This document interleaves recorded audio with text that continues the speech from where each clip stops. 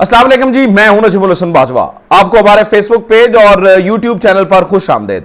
एक लंबे अरसे के बाद नाज़रीन किराम लग रहा है कि अब गवर्नमेंट बैक फुट पर गई है। एक ऐसा कदम उठाया गया है तहरीक इंसाफ की जानिब से जिससे अमूमी तौर पर पूरी गवर्नमेंट और बिलखसूस तीन अहम तरीन सियासी हरीफ नॉकआउट हो चुके हैं। इस वक्त इमरान खान की जानिब से और तहरीक इंसाफ की जानिब से ऐसा क्या किया गया, मुझे लगता है कि शायद जो गवर्नमेंट है वो बहुत सारी चीजों में मिस कैलकुलेशन कर रही है, मिस कैलकुलेट करती है चीजों को और उसका खमियाजा उसको भुगतना पड़ रहा है।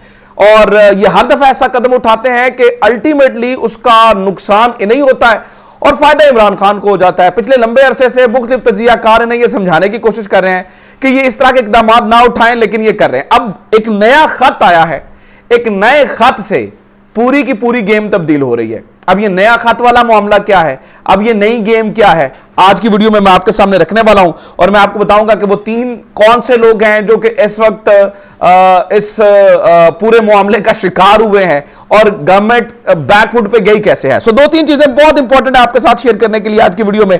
लेकिन सबसे पहले नाज़रीन किराम मैं कुछ चीजें आपके साथ रखना चाहता हूं इस मामले से रखने से पहले।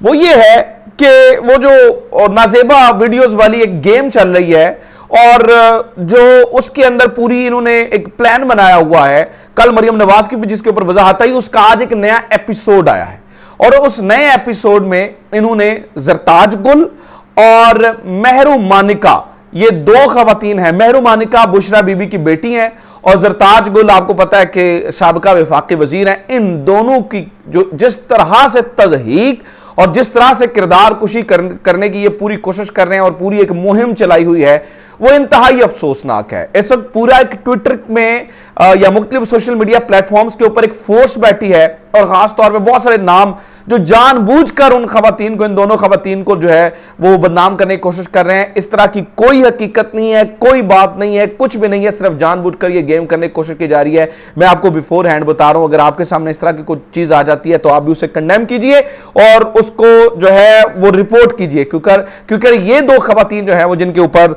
इस वक्त, और देखिए आप इमरान खान की बीवी को भी नहीं बख्श रहे हैं, मतलब उसकी आल औलाद को भी नहीं बख्श रहे हैं। इससे नीचे घटियापन और क्या हो सकता है और किस हद तक जो है वो आप गिर सकते हैं। अब आ जाते हैं उस खत के ऊपर जिस नए खत की वजह से मैं बता रहा हूं कि कुछ चीजें तब्दील हो रही हैं और ये नॉकआउट हुए हैं। नाज़रीन किराम ये हमेशा से गंद करने की कोशिश करते हैं और उल्टा नुकसान होता है। गंद, इन्होंने ताजा तरीन गंद क्या किया है मैं आपके सामने रखता हूं। इन्होंने तौहीने मजहब के पर्चे आपको पता है किए इनके ऊपर, यानी कि इमरान खान के ऊपर और 150 दीगर लोगों के ऊपर जिनमें फवाद चौधरी भी हैं, शहबाज गिल भी हैं। मैंने तभी कहा था ये उल्टा इन्हें नुकसान देगा, क्योंकि ये जल्दी जल्दी में ओवर एक्साइटेड होकर कोई ऐसा कदम उठा देते हैं फिर बाद में भुगतना पड़ता है। अब वो भुगतना पड़ रहा है। तहरीक इंसाफ की कोर कमेटी बैठी, उन्होंने सोचा क्या करना चाहिए। उन्होंने सोचा कि देखिए यहां पर तो हमारी सुनवाई हो नहीं रही है, यहां पर जिन लोगों को एक्शन लेना चाहिए शायद उस तरह से वो नहीं ले रहे हैं, तो उन्होंने दुनिया भर में मंदूबीन को खत लिखे। श्री मजारी साहिबा ने, ये जिस नए खत की मैं बात बता रहा हूं, उन्होंने एक खत ड्राफ्ट किया और दुनिया भर के मंदूबीन को भेजा।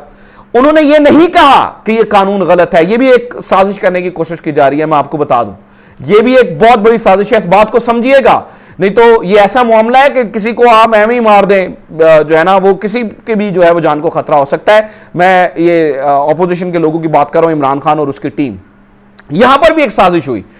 श्री मजारी ने खत लिखा कि ये कानून का गलत इस्तेमाल कर रहे हैं हमारे ऊपर, जबकि इन्होंने गेम करने की कोशिश की और अल्लामा ताहिर अशरफी साहब उनमें देखें, मुझे नहीं पता जाने अनजाने में शायद वो इस मुहिम का हिस्सा बन गए। उन्होंने कहा कि आप इस कानून के खिलाफ लिख रहे हैं बैरूनी दुनिया को। नहीं, श्री मजारी ने यह लिखा कि जनाब ये इस कानून बिल्कुल ठीक है, कानून का गलत इस्तेमाल कर रहे हैं। वो उस कानून को जिसको हमने प्रोटेक्ट करना है, जिससे हमने जो है ना वो किसी आप सल्लम की तौहीन नहीं होने देनी है, उस कानून को देखें। ये तो उस कानून को भी आप जो है ना वो ये मौजूदा गवर्नमेंट ने इस तरह से कर रहे हैं, ये तो बड़ी एक सख्त ज्यादती कर रहे हैं कि उस कानून को तो कम से कम देखें मुतनाज़ ना बनाए, खुदा ना खास्ता, वो कानून बड़ा जरूरी है।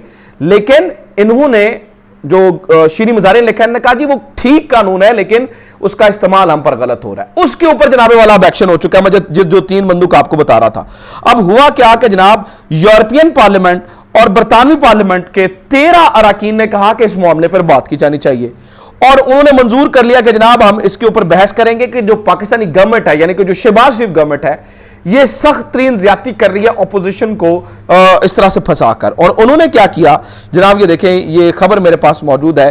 انہوں نے اس بارے بھی تحریک پیش کی کہ 3 وفاقی وزراء, جن کے میں 3 سیاسی حریفوں کی بات کر رہا ہوں, جن میں اعظم نذیر تارڑ ہیں, جن میں رانا ثناء اللہ ہیں, اور جن میں مریم اورنگزیب ہے, انہیں آئندہ ویزے کے لیے بلیک لسٹ کرنے کی تحریک جو ہے وہ پیش کر دی ہے کہ اب بھی پابندی لگائی جائے.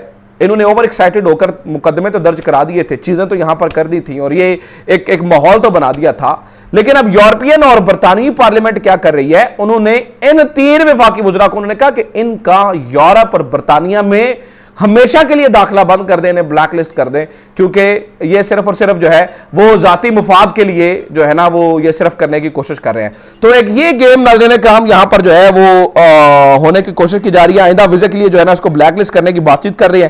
اور یورپین پارلیمنٹرین نے بھی یہ اس بارے میں جو ہے نا وہ فیصلہ کر لیا. 13 پارلیمنٹرینز ہیں جنہوں نے یہ کہا ہے کہ جناب ان کے خلاف جو ہے یعنی کہ اس گورنمنٹ کے خلاف فوری طور پہ کاروائی کی جائے, ادروائز جو ہے وہ یہ ہمارے لیے جو ہے نا وہ مشکلات پیدا کر سکتے ہیں آئندہ آنے والے دنوں کے لیے. اب جناب اگلی کہانی سنیں, صرف بات یہاں تک نہیں ہے, یہاں پر بہت سارے لوگ ایسے ہیں جو گورنمنٹ کے سیاہ و سفید میں, یعنی کہ یہاں جس طرح سے یہ 2 نمبر مقدمے اور یہ ساری چیزیں, اس طرح کی تمام تر سیاہ و سفید میں ٹولز کا کردار ادا کر رہے ہیں. جیسے کہ میں جیو ٹی وی کی ایک خبر آپ کو بتا رہا ہوں, آج شہباز گل نے ایک پریس کانفرنس کی اور انہوں نے پریس کانفرنس میں بڑے واضح طور پہ کہا کہ امریکہ کی غلامی نہیں دوستی چاہیے, ہم غلامی نہیں کریں گے دوستی کریں گے.